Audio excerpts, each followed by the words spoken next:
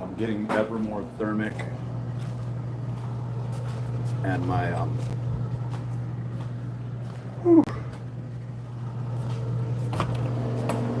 just make sure that's off in there. Yeah, getting ever more thermic, quite a bit more thermic, and just focusing on the fat.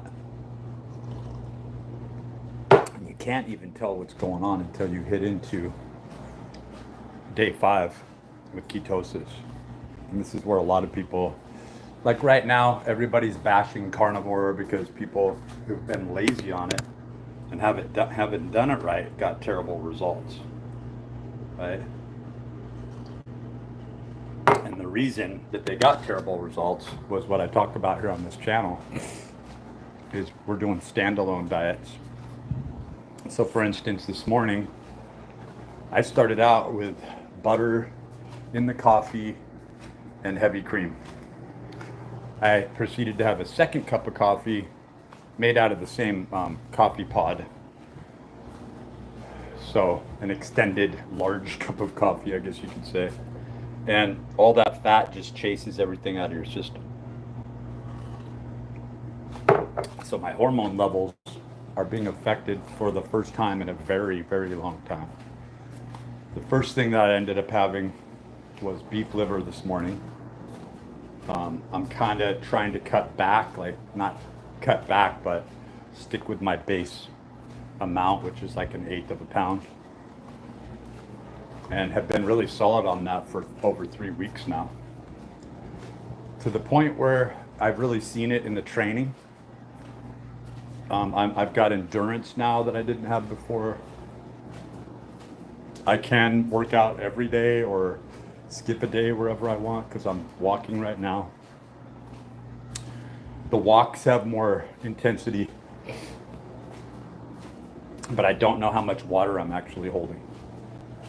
That's something that's going to even out, I think, but the lack of protein has sent my metabolism into like this upper sort of tailspin. Like I'm always sweaty.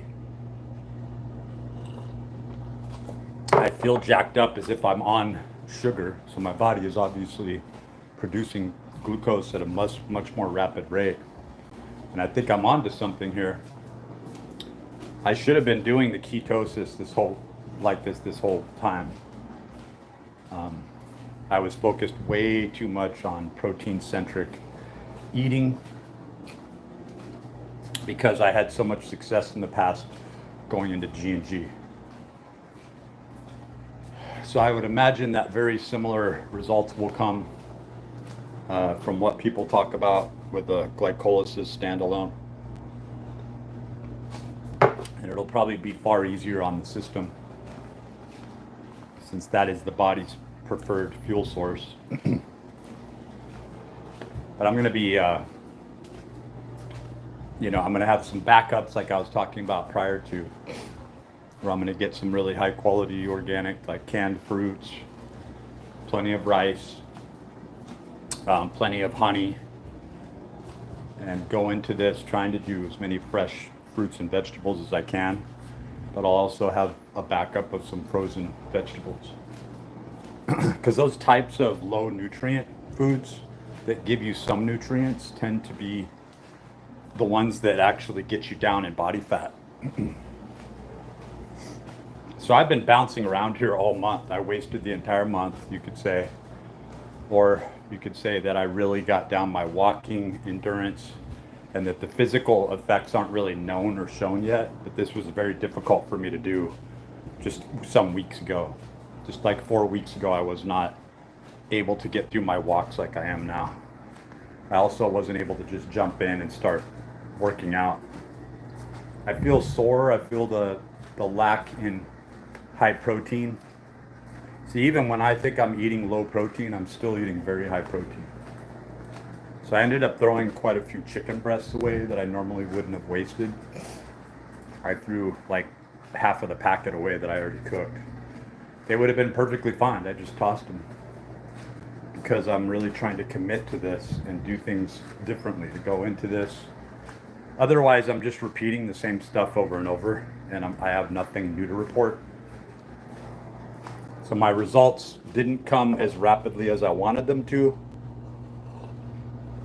I tended to shrink all around, even though my goal was to keep as much body mass as I could, like lean body mass. I just kept shrinking and shrinking. And I would say that you have to create a need, as with anything in life, but you have to create a need for the protein and the sparring to occur, right? The muscle sparring. And that is what these macronutrients are really doing. It's almost like this primal tapping into, you got one thing, your body can focus on that one thing. And I feel an amazing amount of energy because I'm predominantly eating just fat. So I'm actually sipping on hot water with heavy cream and butter right now. Now, naturally, I could do something like where I put in some Swerve brown sugar or white sugar, because that stuff's actually pretty darn tasty. It's just erythritol and monk fruit. If anything, it'll cause you to go to the restroom even more frequently than I'm doing already, but because of the high fat, it's just clearing my system out. My hormones are peaking out for the first time. I haven't felt this in forever. And oddly, it feels extremely similar to doing a high carbohydrate diet. Like I would never think in a million years that I just ate a bunch of fat. So it's very interesting. But the fat is like restoring and affecting my hormones in a very positive way. I would say this is more of a hormone reset than anything else. And I'm seeing it displayed in my workouts, in the vigor that I'm walking with, to the point where I could see this type of nutrition plan stacked up, right? Or something like this, a hybrid version of this in the near future, where I'm really, performance-based, performance-oriented.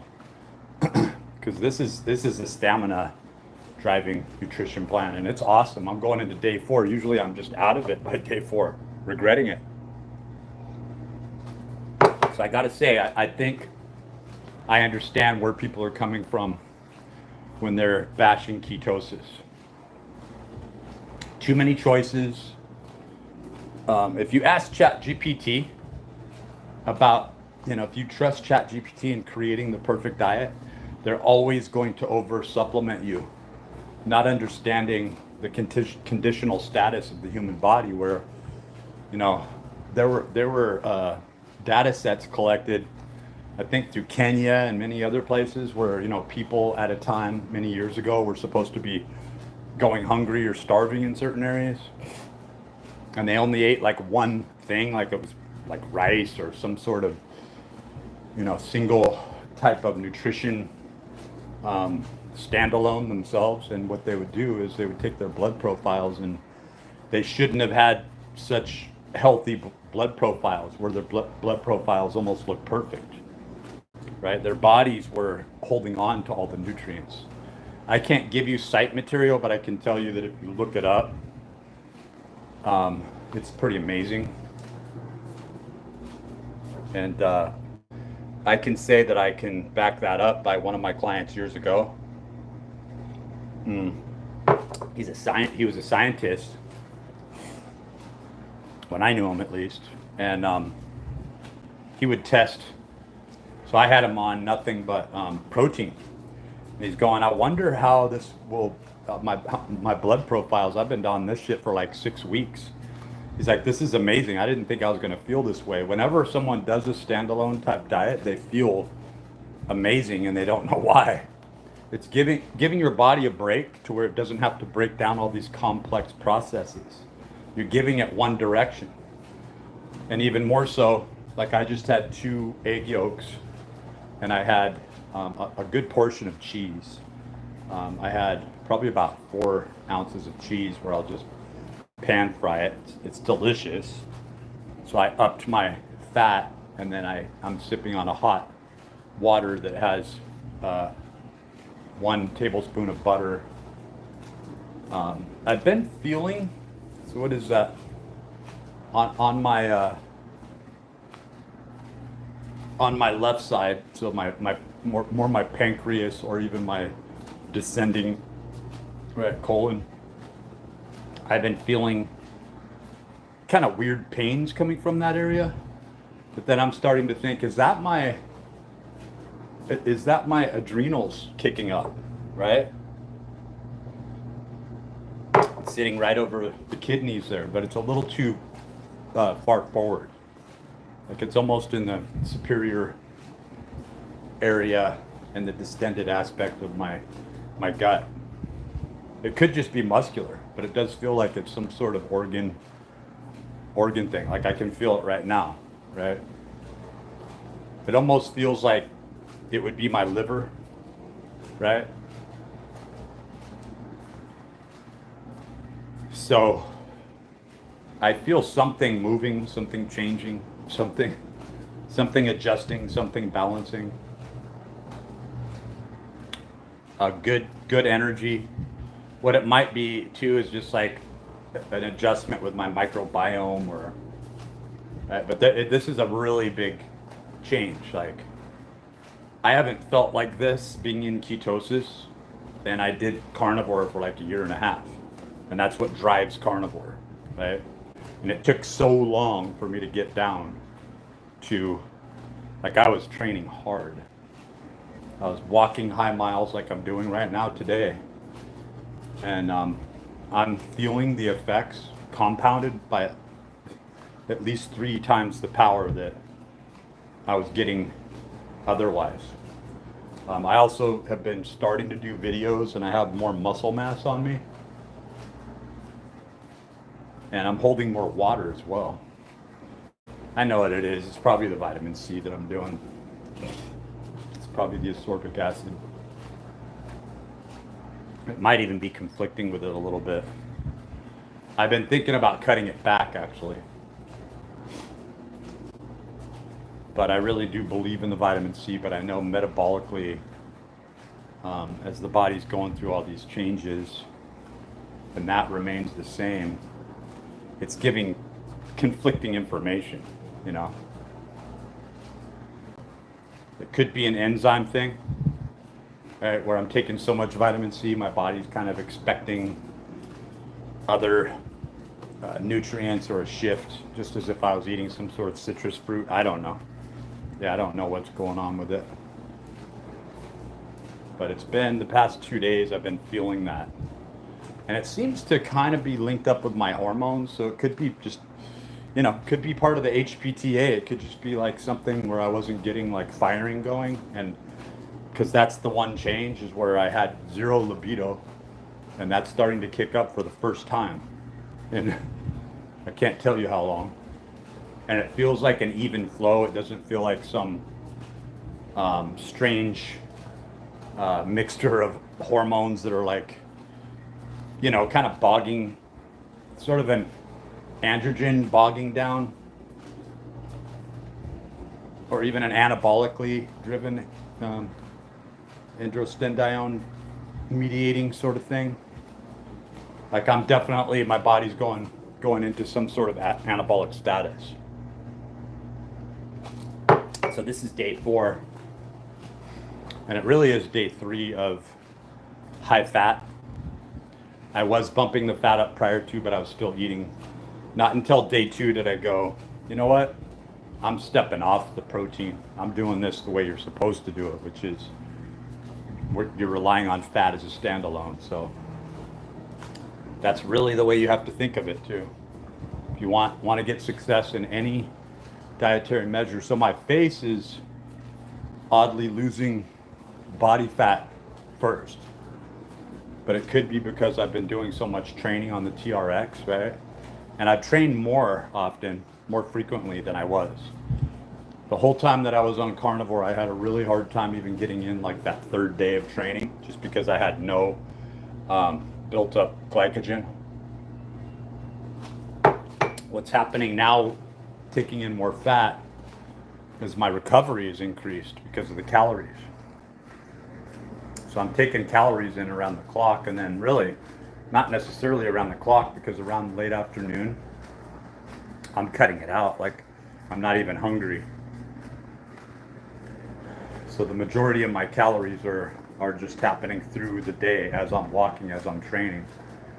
And then I'm indulging, or I'm eating rich foods, right? My body thinks it's indulging by eating cheese and egg yolks and so forth and heavy cream. And I think that's a really dynamic, with the little beef liver. I just think that's a really dynamic way to go. And then, of course, what I've talked about is we're going to be switching next over to, I'm probably going to jump right into, since I hadn't done it before, I'm probably going to jump right into the top tier where I'm just really focusing on fruit, and I have rice around for when I'm hungry. I'm going to treat it very similar to when I'm doing protein as a standalone, right? So that will mean, eating and having around enough fruits and vegetables, so that it doesn't get too costly. I need to pick out specifics that I'm going to keep around. I can already see that I'll be keeping grapes in the refrigerator nice and cold, right? That I really am missing, like melon and cantaloupe, right? At least one of those. More cantaloupe I think I'm missing. And then of course we'll just go with like bananas, apples, right? Just the basics, oranges. And then possibly, since I can, I'll have around honey and strawberries and blueberries, of course. Yeah, that's like a big one that I'm going to stay on this whole. So I'm going to buy some frozen blueberries, but then I'm going to have fresh ones too, so that I, don't run out and that I have a backup. I'm very curious to see what this is going to do. I'm so curious that I really could end carnivore in 10 days, right? And I'm not even on carnivore. I'm on a fat standalone. I'm sick of calling these things the names that they're called. Because if you're talking about a scientific basis, carnivore creates a margin, right? And then it's deemed dirty carnivore, but it's just like the X generation or the Y2, it's like none of these generations mean anything. Some author made this shit up, right? The baby boomers, an author made it up. I don't have to respect somebody's idea or ideology of the carnivore diet. It's just basically meat. But then somebody will argue and say, well, the constituents of this meal are just the same. Why do you just say meat? Right? You're trying to get in more of the ghee, more of the beef tallow and so forth. Why are you just focusing on meat? You don't have to. You could eat the eggs, you could eat, So you can eat the organ meat, cheese, right? And then people will go, whoa, right? Because they're rule makers and rule breakers. They break their own rules. But they don't really, they're not the authority. So when you get down to it, the only thing that is the authority is the metabolic process. And then you look at how the metabolic process works, and it's telling you make those ketones. So it's fat that's driving it. Otherwise, you're going into gluconeogenesis. It's that simple. So if you really want to do it correctly, and you want to fuel that buzz, where at times it's almost too much. Like I would say that if I was on a glycolytic high sugar diet, I would be going through the roof right now. But that means your metabolism's cranking, right? And you're moving and things are happening the way they're supposed to. Like that's the weird thing about being on carnivore is I felt so sluggish. I was barely able to even walk, right? And I don't feel like I'm on carnivore, and yet here I am eating things that I'm choosing that are higher fat. I just can't afford the bacon. It's way too expensive. That's like the number one thing that I was eating that was really putting me into ketosis, and it was just like this really nice even split. But I can get that same exact fat to protein ratio with cheese if I just add in a little bit like these two egg yolks. I've got the same profile and it's much cheaper. And it tastes better and it's way cheaper. But to pan fry the cheese, it's amazing just to melt it. You don't even have to like really burn it or cook it. I posted something up on that yesterday, but you don't have to burn it and cook it like that. You can just burn the outside a little bit and cook the inside, or however you want to do it. You can do it as a shell, right? And it's just instant energy, instant food. So that's kind of what it's looking more like. And then I could see myself, I don't know, I'm starting to crave more protein, but at the same time, I don't want to stop the ketones, you know? I'm writing it. In fact, I still have, I thought that I was going to go through them so fast and that I was like under ordering the beef. I have this Angus beef where I had, I don't know if I had like 12, I think I had 12 of them, really high quality Angus beef patties that were just packed with protein, very high quality. In fact, I'm really impressed by them. They barely cooked down, right? And I was cooking them in oil, olive oil. A couple of them I cooked in olive oil and butter. And I haven't even touched those things. So I suppose my cravings for protein is starting to diminish just a little bit. And I think that's a good sign, actually. Because my body's being forced to draw the energy from other places. And I think that I've been doing predominantly gluconeogenic rich diets for many years, always keeping the protein up high, right? And that was kind of a safety zone, but I would get results. Like if I look back now, I got results slowly. I was posting up results very slowly. And I would like to do things different this time and post up results happening much more expediently.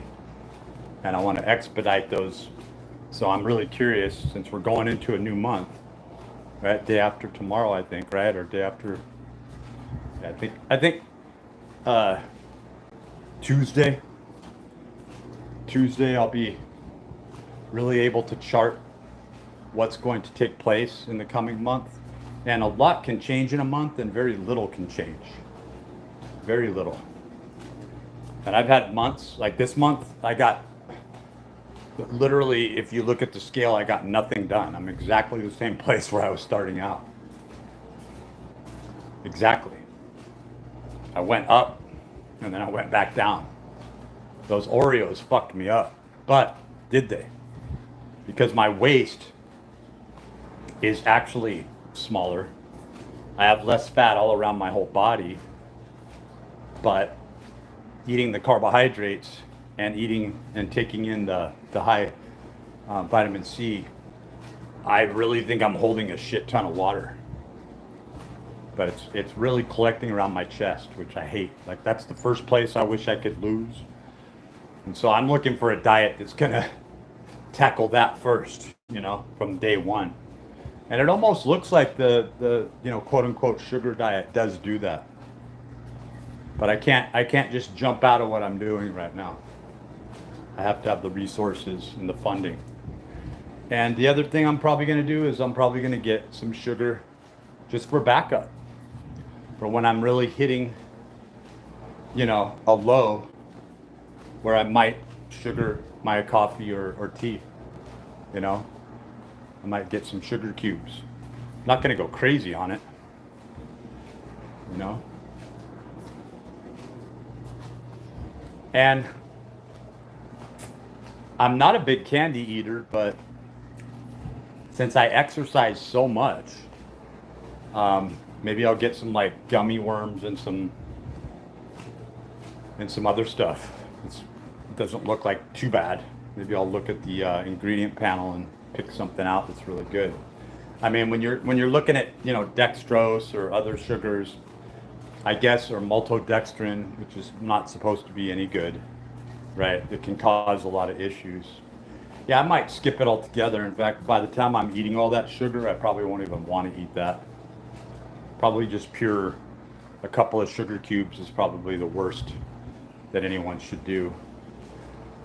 And then, getting instant fuel, like say I'm really training and I'm like some days I've trained longer and harder in one day than I had for like a whole month or longer, like multiple training sessions, just great recovery all day, just going back.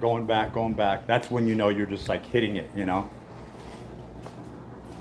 and that's the place that I want to reach. Obviously you're not going to do that every day, but I love it when I'm in the place where I go, that was the most hardcore training session I can remember doing to date. Results are coming and I'm waking up, and even though I'm sore, my body's going, all right, get into recovery, start walking, and then get yourself to the place where you're taking in the right nutrients and hit it again, And we'll be doing some stretching coming up too. I know several stretches that can be done on the TRX that are actually, if you go on the TRX YouTube channel, you'll see that they've integrated things like Pilates and yoga in, where you can do these moves and mimic them with the same type of time under tension resistance training, right? But then when you're standing, it becomes much more functional. And it mimics walking. Like when I'm working out, I'll go right back into my walking. I'm doing predominantly standing exercises, where I'm just doing squats and things like this. So that really got my glycogen levels down. And even though I'm only on day 4, the reason that I'm really so deep into it are all the things that I talked about, but I would say I'm about a day earlier hitting this really ultra low glycogen level than I have been in the past, where my body's reacting. It's going, wow, I feel it. But I'm still able to talk. I'm still able to think and articulate. There's food in my belly, right? I'm still functioning. And my hormones are starting to take over for the lack or the loss of glycogen storage, right? So it's feeling good. So that's where I'm at. Note to self. And I'll be looking back at this footage, I'm sure. I'm hoping for some really good things to come where it's like, that's epic where I was and how I was, 187, 188 pounds and still had so much flab on me, right? But again, I think that my appearance is so flabby because I've been training so much and I'm just getting solid, right? My muscle mass is getting solid, but I'm still fat. I still have a lot of subcutaneous fat, and it's directly put in certain areas that I'm really trying to work on. And I'm building, I do a lot of chest exercises, so that could be like muscle that's protruding and then just squishing out that extra fat, right? I'm kind of kidding myself here. This is when you take out 2 light bulbs so you look ripped in the bathroom. Nah, we're not trying to kid ourselves. I mean, it is what it is. The transparency, the honesty, the truth is the truth, But where I'm at is I have more energy. It seems to be kicking toward endurance. I feel the lapse or the lack in a particular fuel source, glycogen, and it's starting to take effect very rapidly. And it makes me feel better because I'm hungry, but I'm not hungry. I just ate.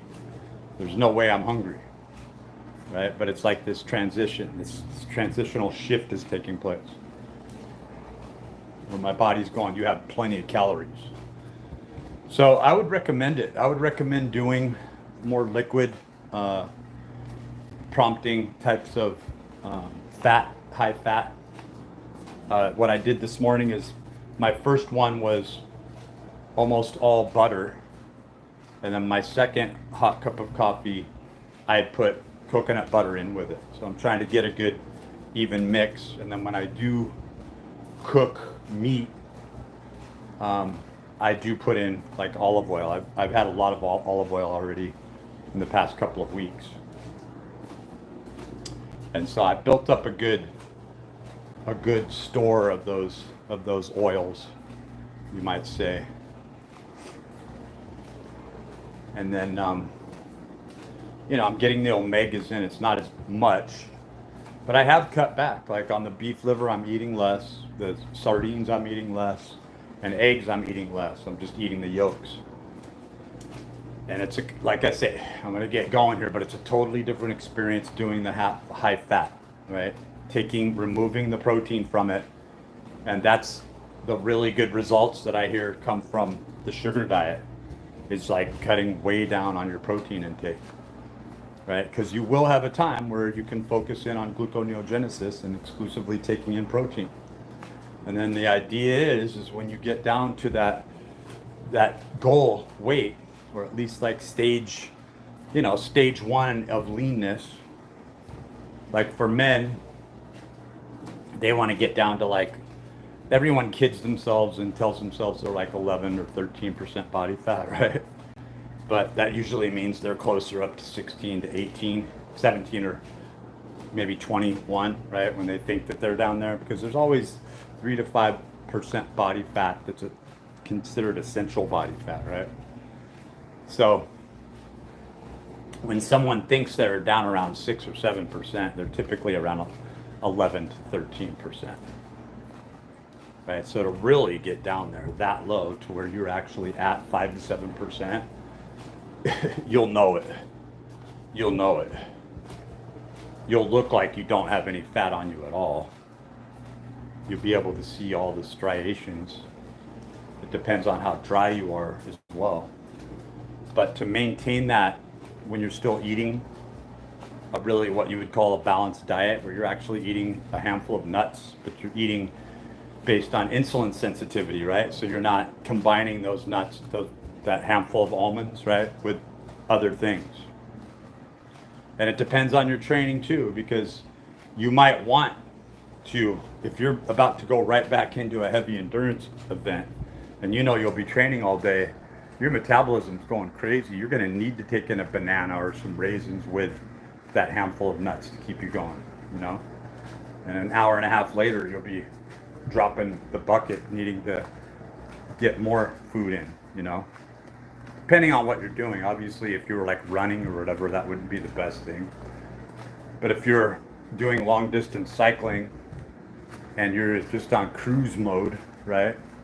And that's what I want to work into, is I want to get a nice bike for me and my son, right? And my younger son, and for us to be able to go on some all-day cycling adventures, even be able to drive to some areas and have a vehicle where I can go out there and do some great outdoor activities, go on some trips, make them exercise centric.